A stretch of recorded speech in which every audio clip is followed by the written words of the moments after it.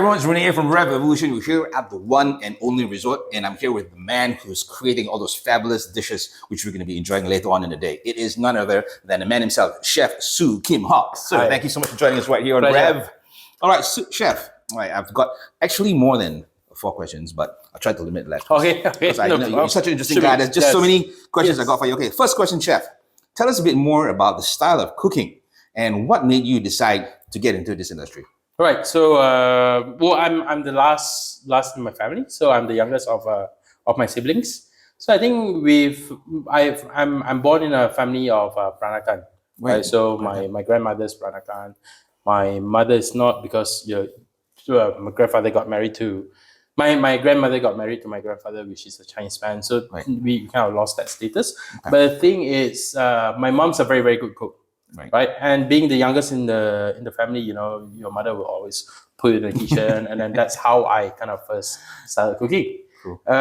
So if you ask me, my style of cooking now, I think the style of cooking of my restaurant, Jardin, is very much French. It's French anchored, but also as much as possible, we try to include the local culture and also the ingredients. I think ingredients is the key now, because to a certain extent, our menu planning, or the skeletal of our menu planning, is always the product. As in, it's always product driven, regardless if it's vegetable or regardless if it's seafood. It's that. So, and also, I also incorporate a little bit of my background. So I started my cooking career in the UK, and then from there I came back to Malaysia and I went to Taiwan. So every one of these kind of plays a part in what I do today, and what I serve in the restaurant today. Right. Yeah. So it's giving you a bit of a taste of your different experiences all over the place, and then you're coming in and gelling it together in one location. Yes. Right. Next question I have for you is, what is one of the most memorable chefs you have worked with?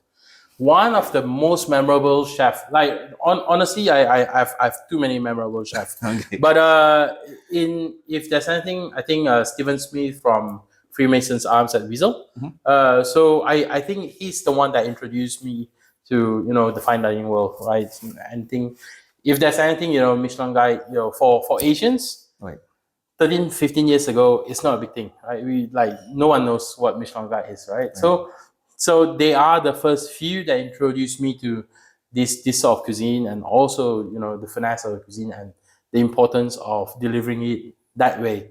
And I think that kind of helped me to shape what I do today, and also the passion to encourage my passion as well. Right. Okay. So this next question basically touches a bit more about the first answer that you gave me. Basically, tell us a bit more about the cuisine being served in Jardin. So cuisine in Jardin.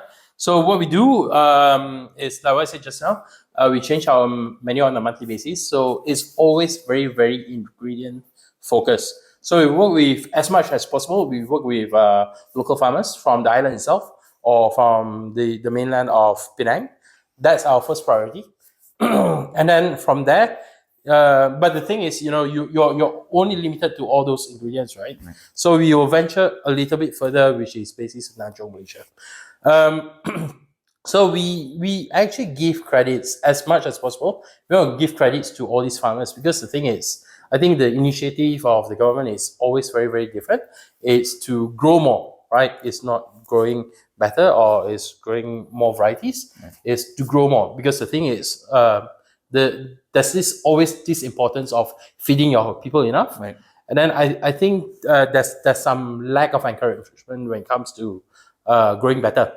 In which case, my previous experiences, people grow better because people appreciate all these artisanal or heirloom or different varietal of plants or vegetables. Right. So I think whoever that could kind of put the farmer on the map, or to appreciate their effort, is us, the chefs, the restaurateur, the one that choose what to put in their menu.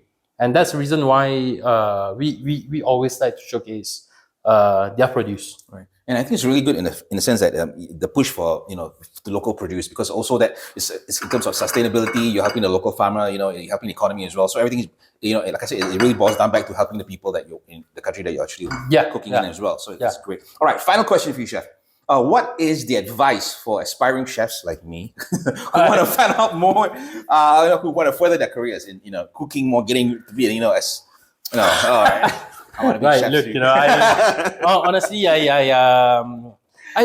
think, look, first and foremost, we have to understand that this is a very, very physical job, right? So the thing is, at some point of your career, you might meet obstacles, or you might question yourself because you're not. Because the thing is also, I think I highlighted in a couple of interviews, you see a lack of patience now in younger chefs, right? And patience is really the key. As much as is very, very cliche, you still need to persevere, and you still need the patience, because the thing is, if you were to look at cooking is repetitive work, right? It's a lot of muscle memories. You cannot teach a person how to use a whisk even, right, in one day, because there's a lot of repetitive work, right? So I think to a certain extent, fundamental cooking, the fundamentals of cooking and the foundation of cooking is very, very important before you aim higher. Right. I think a lot of young chefs aspire to be great chefs someday, right? And with the transparency of the medias, it's easier to see, what success has one chef done and whatnot. That kind of even push the patience down. I want to be this chef, or I want to be a great chef in a matter of 2-3 years, right? So I think what is very, very important is still to build the foundation of cooking before being creative.